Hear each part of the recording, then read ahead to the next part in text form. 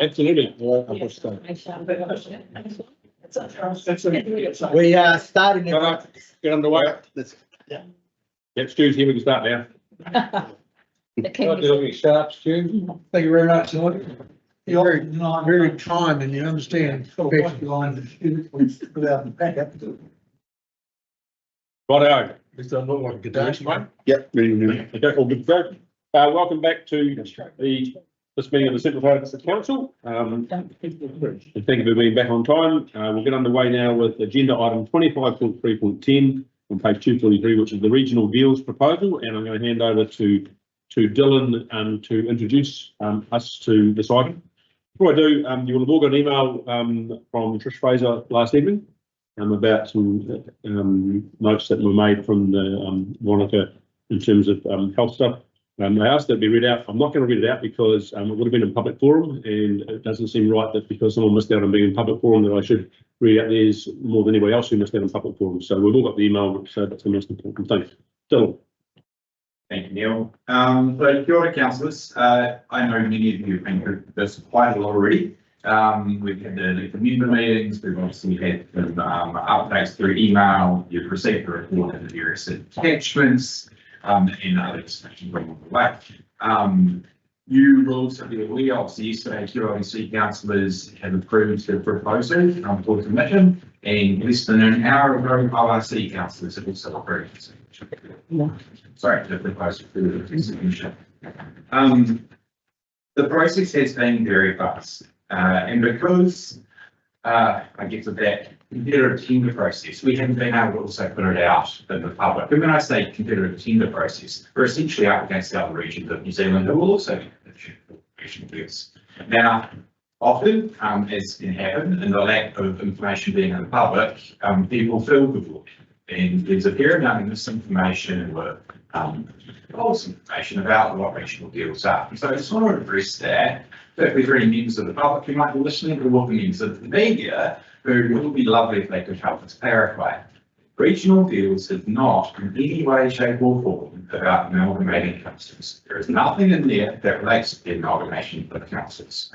The OEC, ORC and QLC will remain their own entities, no matter what happens with regional deals in the regional deals framework. There is, I have heard that there's also been indications that because this had a name, Otago Central Lakes, that was going to be the name of the that's what's in the case. The use of the name Otago Central Lakes has been a bit of a contentious point amongst some, I know, but is simply the catch-all for the three entities, ORC, CODC, QLC. So just for clarity. The residents, I guess I want to stress, the residents of Central Otago do not need to fear that any regional deal will mean we end up lumped with the debt or any other issues that may relate to Queenstown, the QLC. Equally, the residents of QLC do not need to fear that they will be lumped with any of our challenges or issues there. Today, what councillors are considering is the light touch proposal for regional deals. This has been put together by CODC, QLC and ORC. We, as I think you all were aware, have been working on a pretty tight timeline, and this now needs to be submitted this way. There's an obvious gap in the proposal, which is around the provision of any voice services. That is because the direction from central government is that it's not part of regional deals. That has been worked through in the local program. So what is a regional deal? Well, the concept isn't new. It's been in place in the UK and in Australia. It's often held up the likes of the manageable deal was held up as a bit of a I don't know how this can work. But in simple terms, regional deals are about councils working together to identify opportunities for their communities that they couldn't typically do alone, and also needing the support of central government. The proposal, as instructed by central government, focuses around three key priorities. They are build economic growth, delivering resilient and connected infrastructure, and improving the supply of affordable quality and support. As I think you are all very aware, regional deals are not a pot of gold. No money is coming from central government to support these packages or initiatives. What we are doing, and through this report, as you'll see, is about identifying new funding and financing tools or regulatory relief or changes that can enable the packages to be delivered.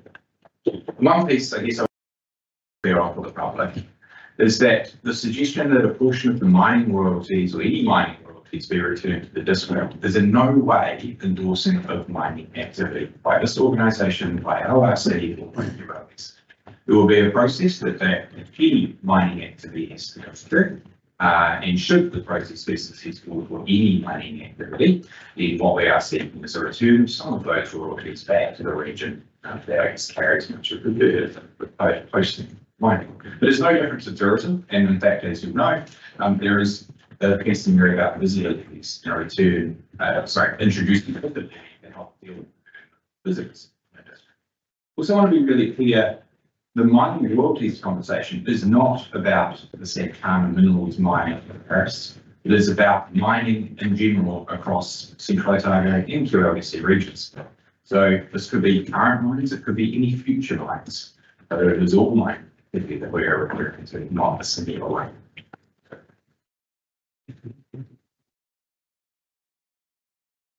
And I guess on that point, visibly these mining royalties, we have heard from the community very clearly, and so we've heard from yourself and the organisation, that there is a need to find other means to fund the activity of the council. Here are a couple of mechanisms that we think are worth having a conversation about funding the activities of this organisation. So, councillors, what are we discussing? The light touch proposal is simply a starting point. It has been developed reasonable pace over the past few months between our partners, QLDC and LRC. Should we be invited by central government to partake in a regional deal, detailed negotiations will need to still take place. There are a range of things in the proposal that would likely require other consultation, but equally there are some things that won't. Or their consultation process might actually sit with another entity, such as central government. So despite the proposal being developed at pace, it is critical to note that the proposal is grounded in key strategic documents of this organisation and of our partners. Those documents, for our sake, being the Cromwell Master Plan, the TVF Spatial Plan, the Vincent Spatial Plan, the Central Otago Destination Management Plan, and the Central Otago Economic Development Strategy. So things you'll see in here are not new. These have been discussed at this table. They have been consulted along with our communities. As you've gone through the documents, I'm sure you will have identified plenty of reasons why some of the stuff won't work. It's also important to remember as we look at this, these solutions or opportunities are out to 2025. So we're talking a 30-year vision. We're not expecting some of those things to be able to be enacted tomorrow. Did you mean 2054? Yeah. What did I say? 24. 2055. Excellent. Yeah, on that. Sorry, just Thank you. So it's a 30-year vision that we're looking at here. So we're not focusing on what we can achieve today or the needs of today, but what the focus of these are.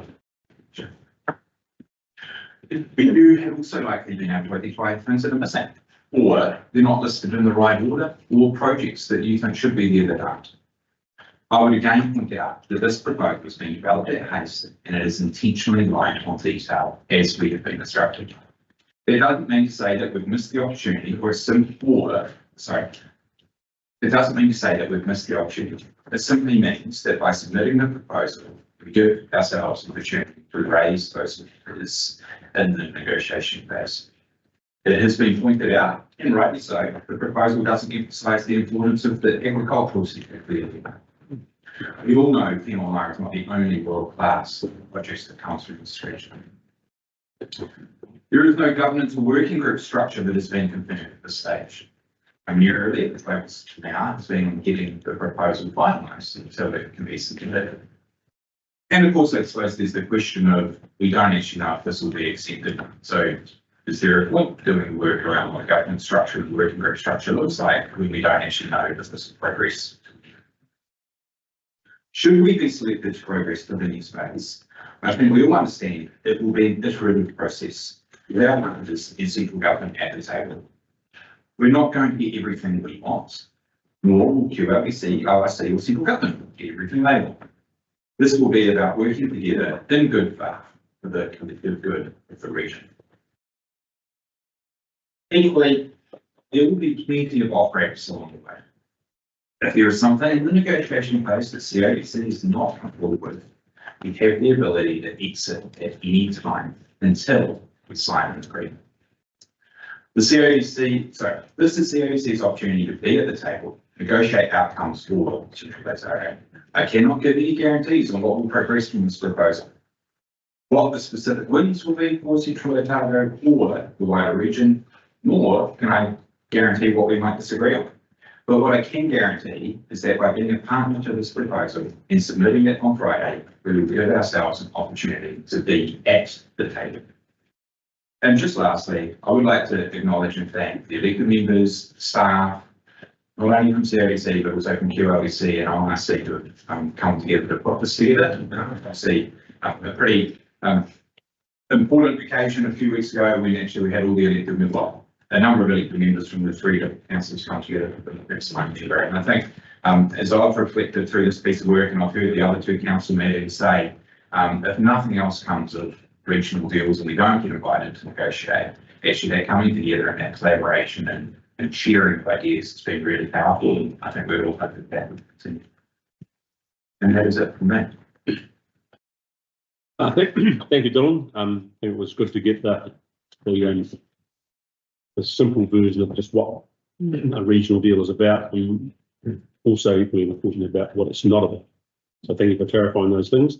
I'm sure there's going to be a number of questions, and also, I guess, do you want to take us through the proposal itself, or take questions now, or do the proposal and do them as you go? How do you want to go forward? I'm happy to take questions. For proposal, obviously this has been received in advance. So Yeah. All right, open it up to questions. Councillors. Don't rush. No. How do we respond as elected members to comments about this being so Queenstown centric? Look, I think you respond with, this is not a final deal, this is simply a proposal. There are things in the board Central Otago, and I'm sure there can be more in there Central Otago. It was, much of the work was based off the Grow Well Work Partnership Initiative, which has been around for 5 years, which CODC has not been part of. And so a lot of the background work has been worked up in advance already. But there's an opportunity for us, and I think we've started to do that. We're going to be doing that more as we get further into this around getting CODC to view. So can I pick that up though, Don, then the background work you said, which is important, because the thing I heard you say during the introduction to this is that you've needed to have done some work. So we've got our spatial plans, our master plans, all those sort of plans that we've got exist. One of the reasons why some of the other stuff we might want to put in there is because there's been no particular work stream done that actually says it can come through now as being ready to go. Correct. And whereas so, Queenstown's issues, as it turns out, are more directed towards regional deals as proposed by the government than what the stuff that we've done out of our spatial plans, master plans and other documents are. Is that the key difference? Essentially, the framework, you couldn't come up with what was new ideas, things that weren't already somewhere in work streams or documentation. And I suppose QLBC have done a lot of that work already, and we weren't as. And that just reflects the issues for the respective communities as not being the same. There are similarities, but there are also quite significant differences.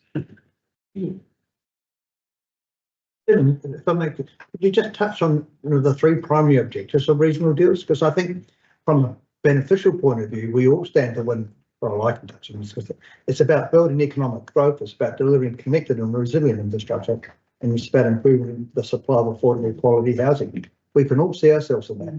That's what the overarching government objective is behind regional deals. How we will plug into that to unleash that across our community, ORCs and QLDCs.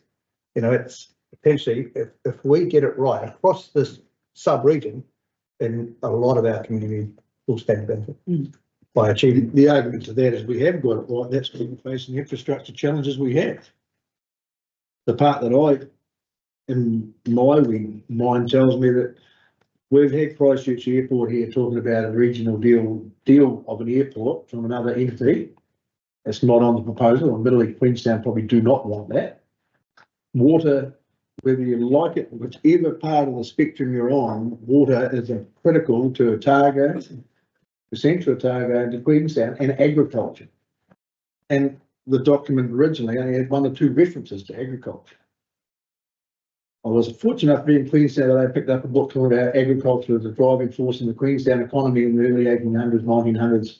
So it is still there, relevant today. So I struggle when we represent such a massive area, geographical area, which pretty much everyone flies over or drives through, and our issues aren't on that document as we and other elected members have had, whether it be frostbiting for wine or world-class cherries or apricots or agriculture. So to be, I'm not going to say deliberately left out or challenged as a discussion, to me flies directly in the face of the ratepayer base of Central Otago.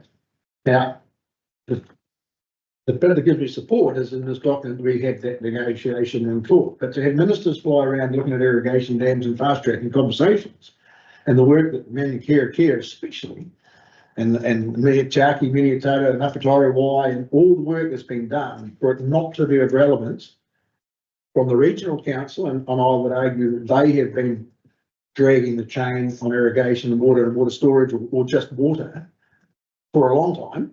And that's been quite noticed in DIA. The government has been pushing them into a corner on their freshwater plan, not to be on this deal for us. It neglects our majority of our ratepayer driven economy. And I think, if it's 86, I think in the Cheviot Valley, that's 86% of the GDP comes from agriculture, horticulture, viticulture. So to me, I get it. I was in Queenstown today. I'm a ratepayer in Queenstown. I understand they've got to get their infrastructure right. The destination management plan, it was bringing some less people and more time. And it reads from where I've looked at it, and I've read it several times, that it's a race to fill up Queenstown with more and more people, which is actually arguably against what our destination management plan looks like. But on the flip side, it is good to have the government come in and saying, we want to get your ideas for 30 years out. And traditionally, councillors and regional council and staff have not really been put into a position where they've had to look at that 30-year plan. So I think for everyone to do that, and I think all getting together and chat, I think it's just chatting. I think it's just chat, because we have a 3-year cycle where we could be all out of the job in 3 years' time, and the chat goes away to be nothing. So I'm not happy that we're not our part, and I hope Tracy supports me around the rural-based economy, because there's nothing in it for us. But there is in the general picture that we have to deal with the government and look at all these other issues. That's what I meant. If I may just put through something, I think it was equally highlighted in our RC conversation, and it was just happened that they felt the agriculture sector wasn't recognised strongly enough. And we can agree with that. And to be fair, the ORC has been one of the biggest hamstrings for development of agriculture, horticulture, viticulture from the coast to the mountains. So And that's been documented many times and from the government to the ORC. So I just find it hard that all of a sudden we want to have a kumbaya session and sit around and chat now, where there's been friction between government, ORC, agriculture, ORC, agriculture, and the government. So, but it's good that we are trying to iron out a path. So picking up on that, looking at the 5 initiatives that have been talked about, where would the likes of the water infrastructure related proposal go in there? That could be picked up in one of those 5. And I guess, let's call it what it is. Let's talk about Ford Dam. Might as well, because that's the one that sort of sits there and say, well, where would that fit in there? Because my understanding is the scope's there, but where's the confidence to say the scope's there for that to come out of this process as we do the light touch to head towards what might become some sort of agreement that results in something happening? yeah, so I guess the main area that is captured, and it's only happy touched on, but it is under the capturing value and package, and there's a piece there around mining royalties and what mining royalties might go to fund. There's a piece there around the, I'll say, word resilience, and economic growth. About primarily. So for Stu looking for his agricultural word, it's actually covered by something else that's all encompassing, not just agriculture, but actually is pretty wide in scope. So the key thing that you're telling me is that the scope is there, and if the deal gets accepted, which I assume that the light touch is what gets accepted for the next step. That's right. And because I understand that the government are building the plane as they're flying it here, so who knows what it's going to finally look like. It's going to start out as a Tiger Moth and could end up to be an Airbus A380 or something, who knows? It'll be a triple decker. A glider. As long as it doesn't fall to earth too quickly. So the scope's there. Correct. Yeah. Yeah, yes. In that negotiation, the second part of that, where do we as a council, if the government are going to come and have a regional deal chat? There's nothing stopping the big brother bullying the wee brother into those discussions. And there's no money coming to the table. But it's just a recognition of our future dream or our future where we see our economy. Yeah. So this is the aspiration. These are the various things that we have identified we think will help deliver on those three priorities. We recognise there are some things in there that are going to need money. And here are a couple of levers that could introduce that new money to that work. So if Queenstown decide the tourism levy is a major player, which they want to go, it may not be the recommendation of our community. Correct. And if they passed it in their long-term plan that they want to have a bed levy, we would be automatically dragged into that debate. No, although you have already sold to explore facilities, but you're not automatically dragged into that now. And that's part of the negotiation. So we've got quite different views from QLBC on what a facility could be involved. We've discussed these quite different views. These is purely 100% goes to infrastructure. We've said, well, actually, no, it should go to infrastructure, but it should also go to looking after destination management, economic development and growth and other. So there are things where we do. So therefore, if we differ on a lot of issues like that, irrigation, water, why are we doing a deal at all? I think the point in this is we want to be able to That's the only get reason. to the table and then we can negotiate. Yeah. And the other point to that is we go to a mayoral forum, we go to elected members at government, we meet government ministers regularly. Is this got any more weight than I guess what we're doing now at a level? I'll jump in there. Government will not engage with 67 councils and 11 regional councils. They won't. They made that clear to Wellington a number of years ago when 8, 9 councils were knocking on their door to try and get stuff done. They said, go away, come back as one voice, your regional priorities, where you think this region should be going, and we might talk to you. The same as down here. They might fly through, but they're not going to negotiate with 67 different councils. The way they want to negotiate is like-minded councils to come together around 3 sort of pillars: economic growth, infrastructure resilience, and housing affordability, and cobble a regional plan that you can all agree on. Then I can have a conversation with you. If I just touch on mining royalties, if you look at the government's latest missive on their mining strategy, which Shane Jones released a week and a half ago, regional deals is linked to sharing the mining royalties. So what that says to me is they want councils being a regional deal to have that conversation. Of course, we're not going to have that conversation with 67 different councils. But if we can't agree with our neighbour, or I can't agree with our neighbour on what I see as a vision for our council, what's the difference? I think, as with everything, and we said in the world today, dialogue is better than no dialogue, and compromise is the way to achieve And it. you can always agree to disagree. That's right. Yeah. I don't think Queensland have the ability to agree to disagree. Their way of the highway. There's not a reason, No.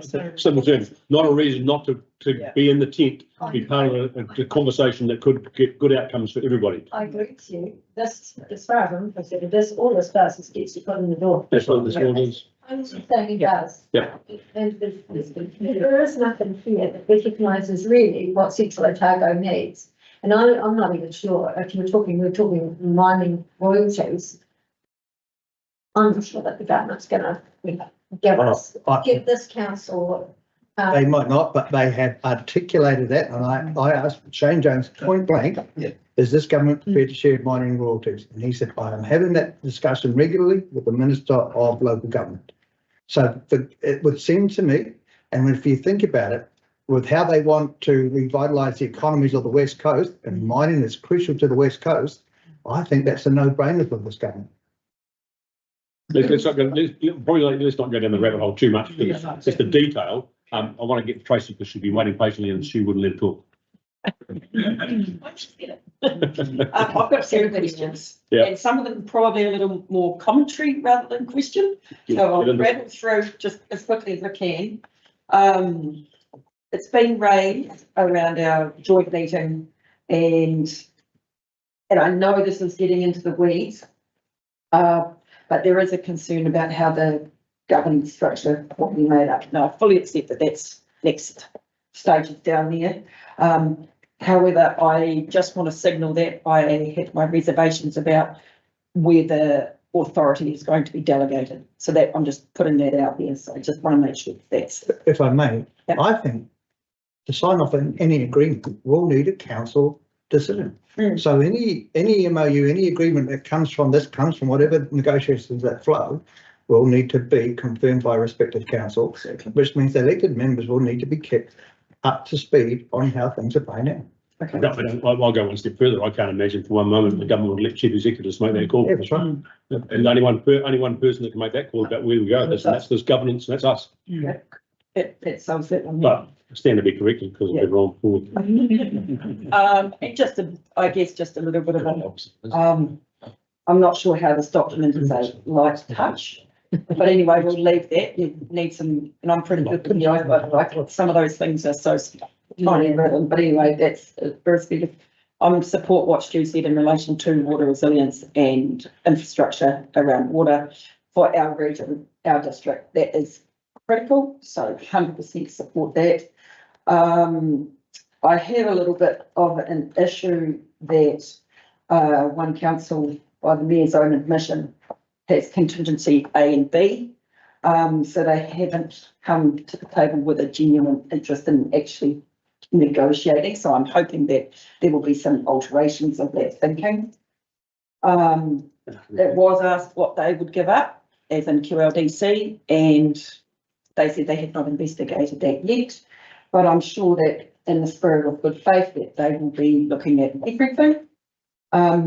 Thank you, Dylan, for talking about the exit ability. I guess my question in relation to that is on you. How do you see you and your team being resourced to be able to cope with the increased level of work?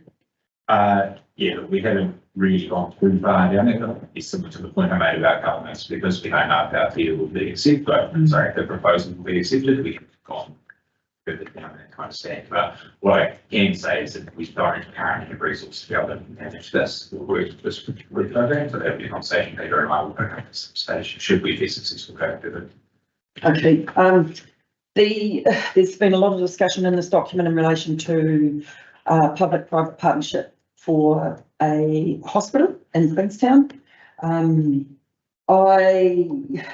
I mean, look, the government has signalled that they want this public-private partnership that across the board of things to look at. I feel that what have we missed? Because if the public-private partnership in relation to hospitals was such a gold star, why has it not been? Why haven't they just made a direct approach automatically? But anyway, we don't know the answers to that. I don't know if you know. Only that it's speak part of the working group piece that's come out between the work that CAC have been doing around health sector for Inland Otago, and that's essentially where the project is aimed in, is pointing that direction around a public-private partnership. And looking at the model out of Australia, wasn't it? That's Yeah, I think it'd be fair to say actually that public-private partnership is happening, just not the structured way. Private public health is contracting private facilities to undertake services or deliver rooms and things like that. This is really trying to bring everyone to the table to make sure that Proper planning goes into it, so you don't end up with little bits everywhere. So on that basis, in relation to proper planning, I don't know, as far as I understand, that there isn't a regional health, a regional health plan that is being made up by Health New Zealand, so I'm not sure how, two TAs can actually be solely really, and plus the regional authority get involved with that when there isn't a regional health plan. So that's something that I think needs to be driven. That's not our job to drive that, I fully accept that, but we need to be careful of stepping into a space that the main authority is not actually getting into. Anyway, that's not. Sorry, can you pick up on the stepping into a space, because there's a perception possibly that we are going to be stepping into the space of providing health or education. Yeah. When that's not necessarily the case. That's correct. What we're going to be doing, I think, as proposed here, is about advocacy. Yeah. And hopefully, I would hope that our advocacy might, if it comes through, might work to sort out Health New Zealand to get their regional plan sorted out. Do you think? No, I just said I hope. I didn't think. I hope. And the eternal optimist. Yeah. Yeah, I know you're looking at me like that. We're too surprised for you today. No, it's not a surprise, but that's ideally what you want to have happen as a result of your advocacy. Because you're not going to do anything else. Yeah, and I mean, there is, look, I just look at our own local hospital here and they are doing a phenomenal job advocating for rural health and everything else. And I think that I would hate to see any changes on that front. And I've got my own opinions about that, but anyway, that's not a question. Agriculture, Stu's touched on it. Thank you, Dylan. You definitely mentioned that. I guess the reference in the document definitely fits their description of light touch because it's the tiniest little box right down the corner of the page. So yeah, thank you for that. I don't like that it's ignored. That for me, that will need to be addressed going forward in part of negotiations if we get to that point. And I guess the other thing with my roading hat on, roading is a key part of the infrastructure game that needs to happen in relation to this. We can talk about all fancy MRTs and all these other things, but the reality is we are severely restricted by our roads. Now that actually has to be a key component. The roading piece, however that looks, needs to be a key component of the infrastructure picture for whatever regional deal we go forward with. And I'm picking up on that. I think something we should be lobbying at, and I know for Central Otago, and I don't know about Queenstown. But Balclutha get 57% of their roading subsidy from the government. So automatically, when you look at our infrastructure, maybe that's a point we go with Queenstown and saying, can our government subsidy, which is relative from the tax take, be higher so we can enter the state highway, we can do stuff here that allows for our infrastructure massively, because on my roading part of the Otago regional roading, resilience is massive. And if we have a flood in the coast, we can't get produce, whether it's people, because they are produce at the end of the day, they fly in and they're using them for income. So they are produce, or a cattle beast, or a sheep, or a wool, or grapes, or fresh fruit, or vegetables, or machinery in here. If we lose Kakanui to sea level rise, or we have no infrastructure to get it out. So I guess, to me, the subsidy, negotiating with government, our subsidy increase will make a major difference to we're talking about the Teviot Bridge today, that Roxburgh Bridge. If we lose that, we can't get apples out of over the side of the 50-ton truck. So that's somewhere where I do believe in a regional deal across the line on a percentage share of the government. And which has been done, the regional deals in relation to roading has been done before. It is a proven model. Yeah, but we aren't getting enough relevant to other people. And if you want We might have. that would be something I would think. Every council would say the exactly the same story, but yes. Yeah, I mean, And I'm supposed to do that. When you won't be surprised, roading has been a reasonably significant part of your conversation. And there may be Nigel who raised it actually early in the works around the influence of the current all shipping games. If you want to increase productivity in this region or make that a more resilient and faster route. Now, what that might look like over a 30-year period, we don't know. But what we are saying in here is regional roads need to be prioritised at a national level, and so that's what we would be negotiating. I guess what we don't want to see is that you can get on your e-bike from Cromwell with your panniers on and get to the airport faster than and through there than what you can in a car. Depends if the airport's a territory. Just, Probably you're working for life and get the helicopter taken through. yeah. It's a two-way street too. If the resilience and the speed of that highway through the Bora Gorge was improved, it unlocks what's coming in Queenstown Airport, come back through our region. Correct. So it's a two-way street. It makes living in the alternative and working in the place quite a little. I look forward to being alive when all that happens. Tracy, are you done? Yes, I- Yeah, because I'm mindful that I did kind of Yeah, cut sorry. Cheryl off, cut Stu off to get you in, so Sorry, Cheryl. But, is there a set amount of regional works? I mean, are we sort of, I know we need it, but So it's not been anywhere on paper that I've seen, but I have had it indicated that essentially every TA in the country was applied. And initially it was probably only 7 that might be applied, so they might. My understanding is they would probably take 3 or 4, possibly 5 to an MOU discussion. By the end of the year, everyone's department signed off. there is time. they just got them. I think the real critical thing about this is that we could get bogged down discussing details. And that's the risk we take because there's a lot of indications in this paper. But if I'm right in my thinking, it gives us the opportunity, as you said earlier, that it's a foot in the door. And once we get that foot in the door, get the sign off, then we can start arguing over the details, because we've all got concerns, agriculture, health, roading. And we know those concerns now, but this is not the time to start going down that rabbit hole. We need to get, we're going to improve this. This gives us the opportunity to put something to Wellington collectively, and then we can start arguing our individual cases. But the argument to that is, those 3 things you've used aren't on our document to go to the agreement we're having with Queenstown Lakes. Yes, they are. Yes, they are, They are. Yeah. Water, At a high level, they are there. at a high level. Yeah. And one of the things that you well know, I'm sure, is that sometimes you have to say, well, I've got my foot on the door. I can't get the words I want because they're not agreeing to it, but I can build on it for afterwards. Yeah.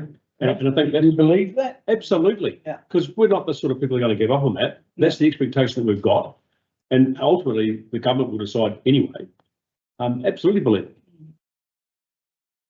And I suppose I find the whole one mention, and I'll leave this to summing up comment actually, that particular one, so.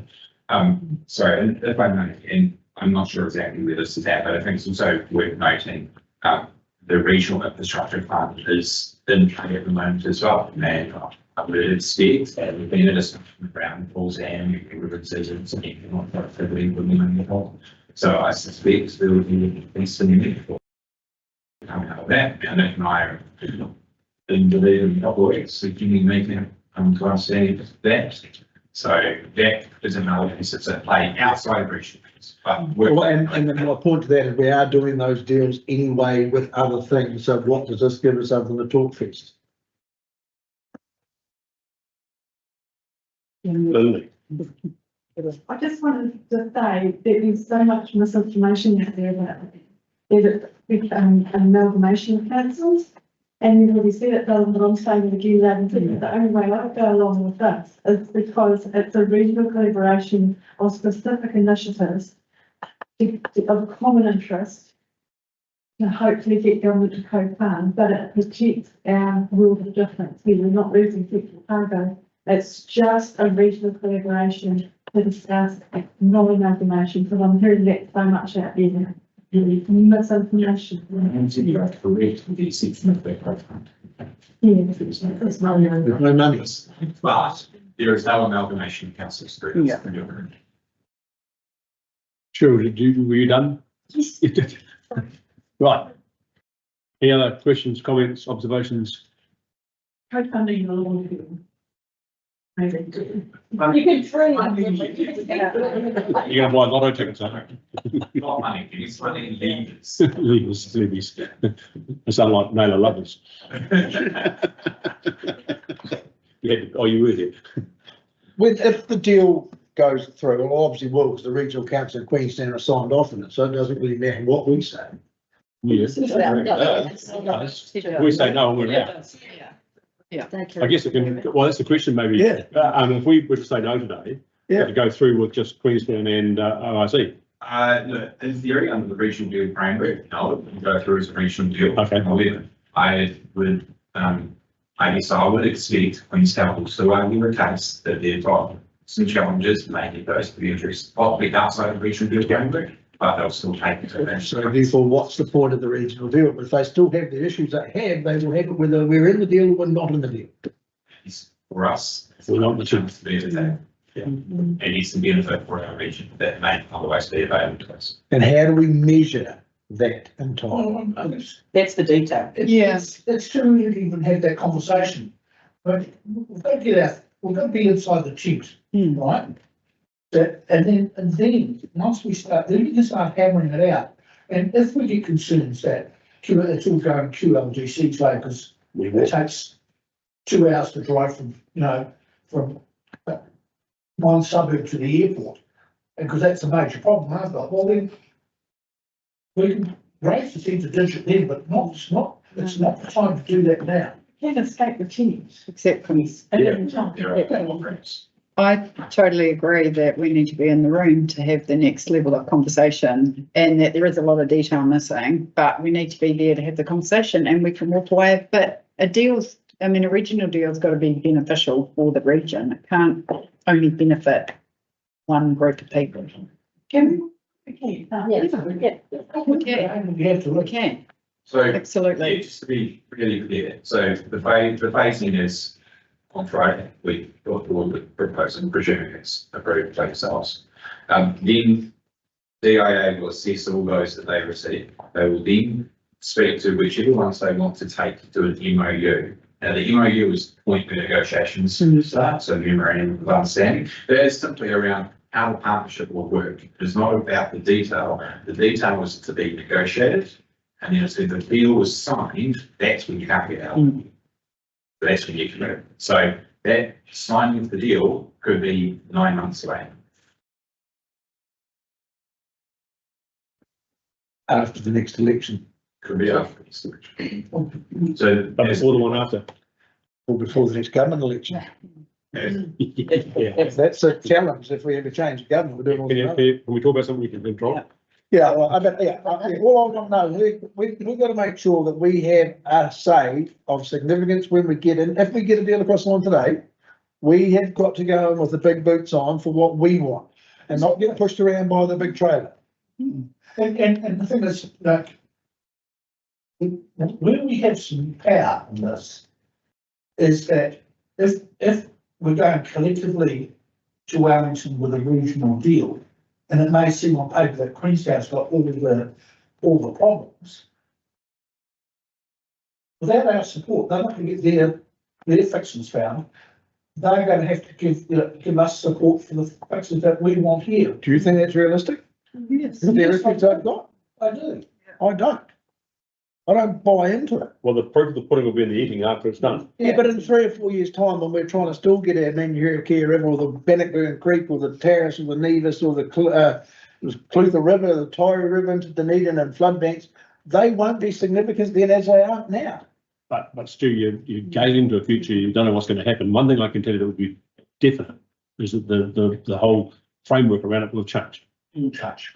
The RMA will have changed, the whole other stuff will have changed, other issues will have arisen. So is that a reason not to go forward with this now? So essentially, the light touch document actually is almost irrelevant. Insignificant. Yeah, today. I mean, It's almost irrelevant. It's a starting point. that's all, and that's all it is. So you don't have to get bogged down. in The Manchester detail There's plenty more fluff to come. Well, there's a whole lot of fluff already in that paper. That's what I mean. Probably more fluff than they're asked for, I suspect.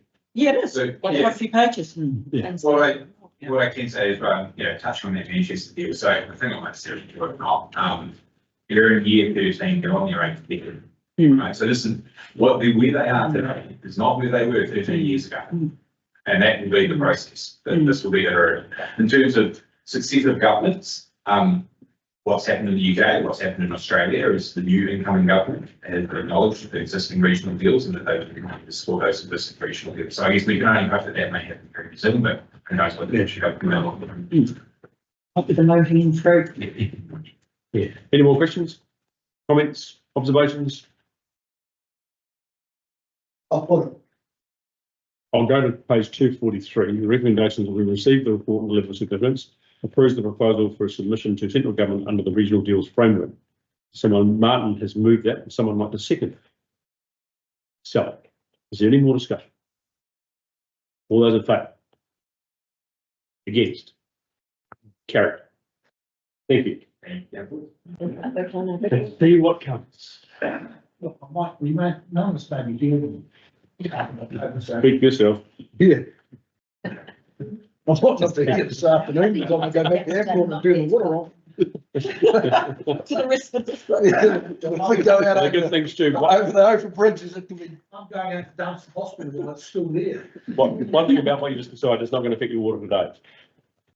But let's move now to item 25.3.14 on page 311, which is the mayor's report. And as you all have noticed, the mayor is not here. Gonna bring it up in style of phone. And I will move the report be received. Would someone like to second that? Ian, all in favour? It's carried. Any questions? Good, because I can't answer them. Let's move to item 25.3.15 on page 313. Is the governance report. And it's you. Yeah, I don't think it's anything in particular. Is there any questions, comments about that report? All happy with it? I'll move that it be received, seconded by Sarah, because she looked sideways. All in favour? Against, carried.